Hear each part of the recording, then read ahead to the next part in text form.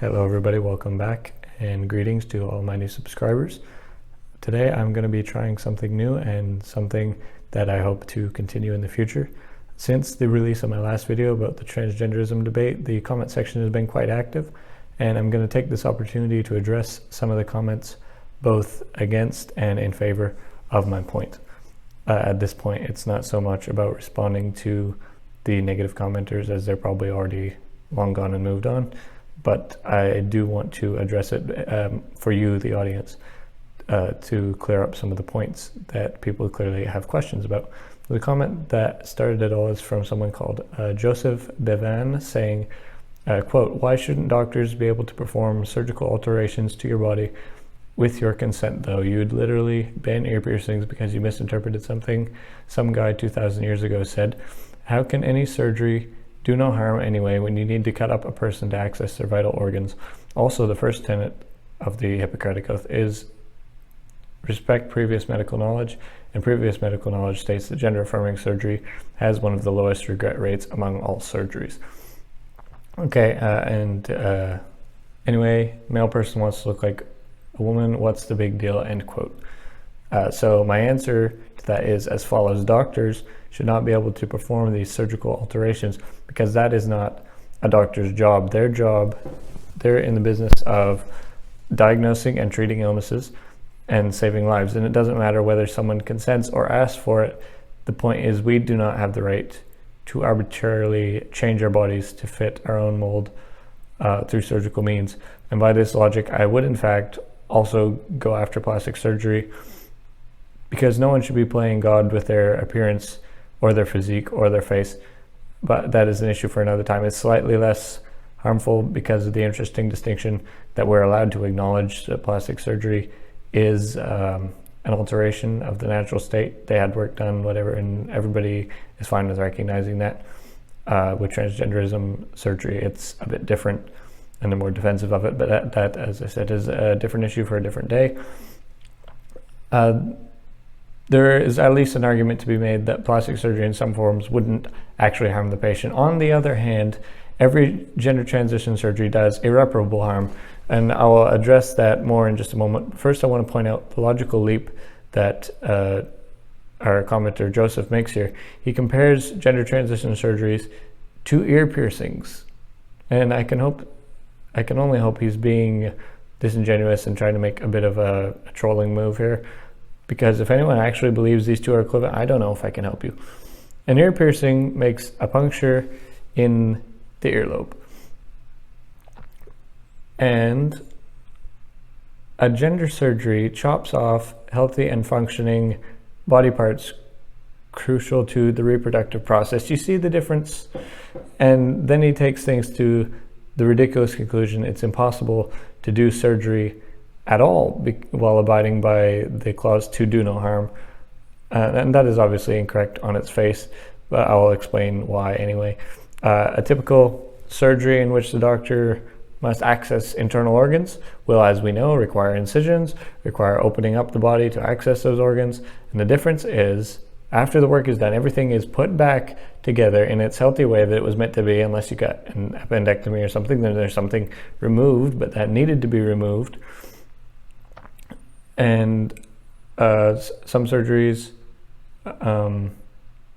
maybe removing a brain tumor, but these have the clear distinction of removing malfunctioning organs, posing a threat to the patient's immediate health and sometimes to their life. Transition surgeries have a very notable difference of taking away healthy and functioning pieces and putting back together something nowhere near resembling how it was intended to be. Double mastectomies, vaginoplasty, phalloplasty, and any other similar procedures permanently take away the patient's ability to ever reproduce and or care for their offspring as their body was intended and created to do. These surgeries also leave behind gruesome wounds, in some cases requiring the process of dilation to make sure they don't close and seal off the fake orifices that have been created. And I will not display the results of these surgeries for the sake of my viewers and the fact that I probably have a younger audience. but you can search it out for yourself if you really want to and need proof and think you can stomach it.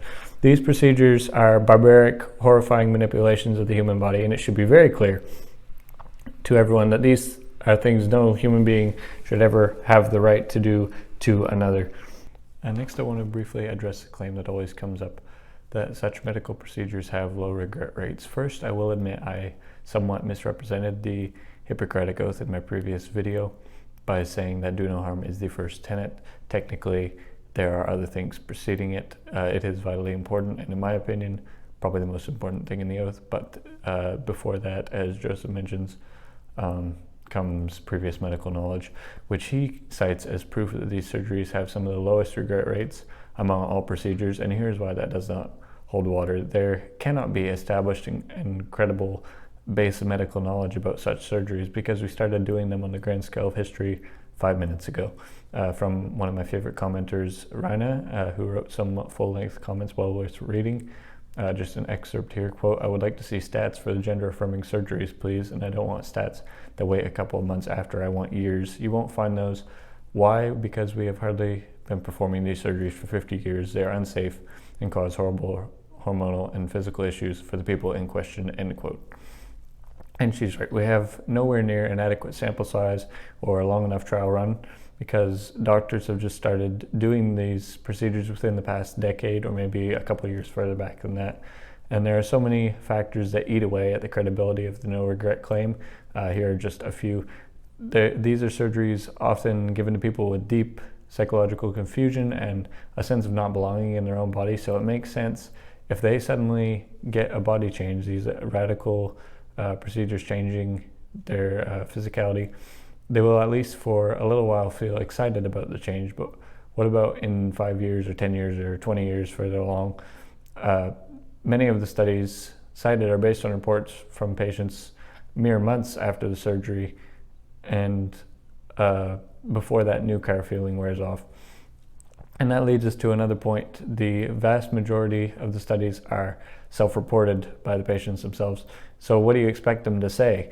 They've been told that this should make them happy and they should now feel at home in their own bodies and that they should be euphoric about it and happy with their new life and what they've just done to their body irreversibly. And imagine how difficult it would be to admit to oneself the magnitude of what you've just done, and they can't say that they regret it because they would then have to grapple with the realization that they've given away a piece of themselves forever, and it was essentially for nothing. And then there's also the societal pressure of those around them who probably maybe push them into these surgeries to embrace the new identity, and pressure from the advocates of this ideology who claim that no one regrets a transition, and if you do, you will be deemed a bigot immediately and called hateful and all sorts of other labels that no one wants. So this and many other factors skew the self-reporting metrics beyond any form of usefulness. But as time goes on, we're going to start hearing more and more people coming out saying how they've come to regret these procedures years later. The first wave is cropping up now. We are in the experiment as we speak, and the children of North America are the test subjects. Final point, a male person wants to look like a female person. What's the big deal? The big deal, as I closed out with last video, as I've mentioned several times and as I will keep coming back to over and over until the end of time, it is not true. A man is not a woman, and a woman is not a man and never can be.